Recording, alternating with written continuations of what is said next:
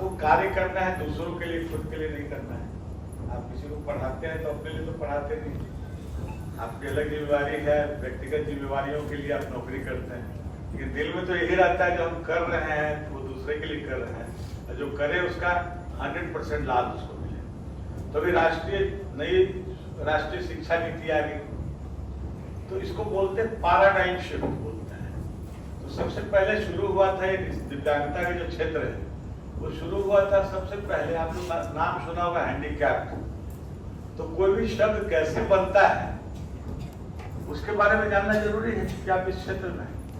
तो सबसे पहला ऑर्गेनाइज सेक्टर यही शुरू हुआ था प्रोफेशन का पूरी दुनिया में, और शुरू हुआ था चर्चेस के द्वारा शुरू किया गया था, जहाँ पर कि देखते थे कैसे लोगों को पूछता कोई नहीं है, परिवार के लिए भार होता है, तो उन्हें चर्च के सामने बैठा दिया जाता था और उनको कैप बनाया जाता था, cap in hand is handicap, और उसमें जिसको देना है।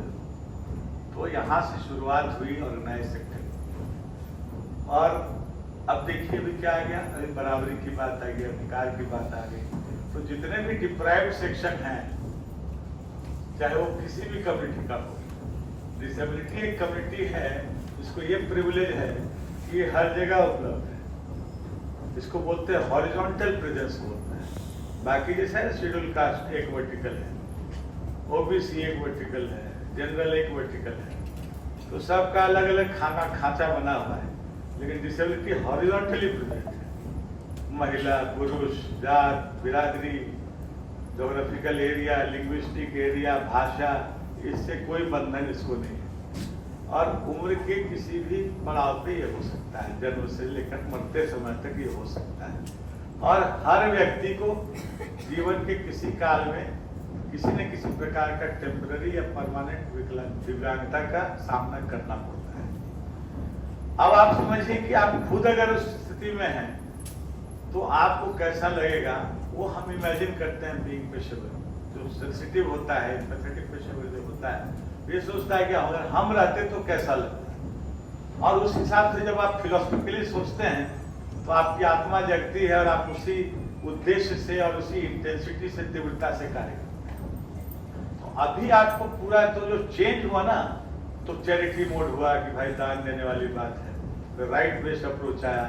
राइट बेस्ड अप्रोच में एक शिक्षा का अधिकार इसको भी है, स्वास्थ्य का अधिकार इसको भी है, रोजगार का अधिकार इसको भी है। तो बाकी लोगों को जितने अधिकार फंडामेंटल राइट्स मिला हुआ है कॉन्स्टिट्यूशन में, संविधान में, वो सब में इसको भी मिला हुआ है। तो इनके लिए अलग अलग व्यवस्थाएं की गई, स्कूल, स्पेशल स्कूल खुले, ये खुले, वो खुले। बाद में पैराडाइम शिफ्ट हुआ, राइट बेस्ड अप्रोच जब हुआ, बोला ये तो मेरे अधिकार की पूर्ति नहीं हुई, हमको आप कैसे अलग रख सकते हैं बाकी लोगों से। जिस सड़क पे सब चलेंगे हम भी चलेंगे, जिस गाड़ी में सब बैठेंगे हम भी बैठेंगे, जिस स्कूल में सब पढ़ेंगे हम भी पढ़ेंगे, मेरे लिए अलग व्यवस्था क्यों। तो वो एनईपी जो आपका, ये शुरुआत पहले हो गई थी, जिसको आप लोग इंक्लूसिव एजुकेशन जो बोलते हैं। तो उसका अर्थ यही है कि paradigm shift from one modality to other model.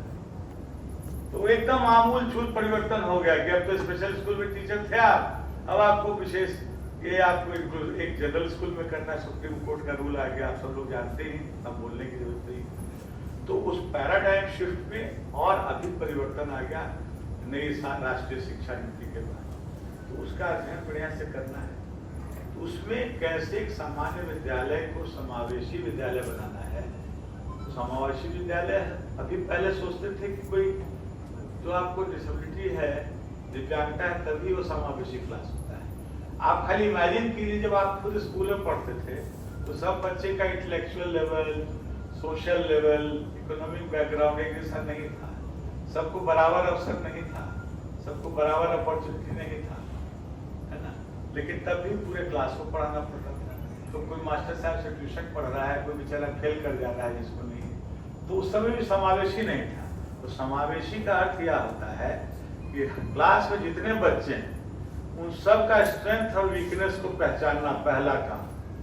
आपको एज ए टीचर आपको जानना है कि किस बच्चे की क्या उसकी खासियत है, क्या उसकी कमजोरियां हैं, उसको रिकॉर्ड करना, और इस हिसाब से आपको उस बच्चे के लिए स्पेसिफिक मॉड्यूल, तो क्लासरूम में एक मॉड्यूल हो गया जनरल मॉड्यूल और दूसरा मॉड्यूल हो गया स्पेसिफिक, तो उसको बोलते हैं चाइल्ड सेंट्रिक अप्रोच। अभी क्या है, teacher centric, institution centric approach था, कम्युनिटी बेस्ड एजुकेशन जो आपने पढ़ा, तो समुदाय आधारित था। और समुदाय आधारित को आप लेके चले आइए आप क्लासरूम में, तो क्लासरूम में बच्चा आधारित, हर बच्चे का अपना यूनिकनेस है, हर बच्चा एक दूसरे से भिन्न है, हर दूसरे की क्षमताएं अलग है, हर बच्चे की क्षमताएं अलग हैं, वो दिव्यांगता हो या ना हो। तो ऐसे मॉडलिटी में हर बच्चे की पहचान करना कि क्या उसका स्ट्रेंथ वीकनेस है, उसके हिसाब से मॉड्यूल बनाना कि सारा क्लास एक जैसा चल सके। वही चीज हम लोग मेडिकल कॉलेज तक में फॉलो करते हैं। अब इससे ज्यादा तो होशियार बच्चा कहीं नहीं रहता हो, फिर भी यहाँ कमजोरियां हैं और वहां भी वही करना पड़ता है। आप नहीं करेंगे तो आपके सभी बच्चे सफल नहीं हो पाएंगे। और इसी नवाचार को आपको अपने आप में ढालना है।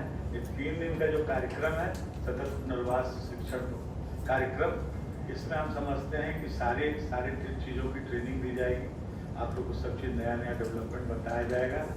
और ये जो प्रधानमंत्री पखवाड़ा है, मैं आपसे यही अनुरोध करूँगा कि पखवाड़ा का एक डॉक्यूमेंट हमने निकाल के दे दिया है कि इसका उद्देश्य क्या है, कैसे है, वो आप लोग एक कॉपी ले लीजिएगा और जहाँ जितना मन पड़े अपने स्कूल में जहाँ भी, वो इसको कुछ ना कुछ जरूर करवाइएगा और इसको जरूर बोलिएगा कि यह हमारे JM institute of speech and hearing के हम लोग सभी लोग ध्वजवाहक हैं और हमारे प्रधान संरक्षक माननीय सुरेश शर्मा जी के निर्देशन में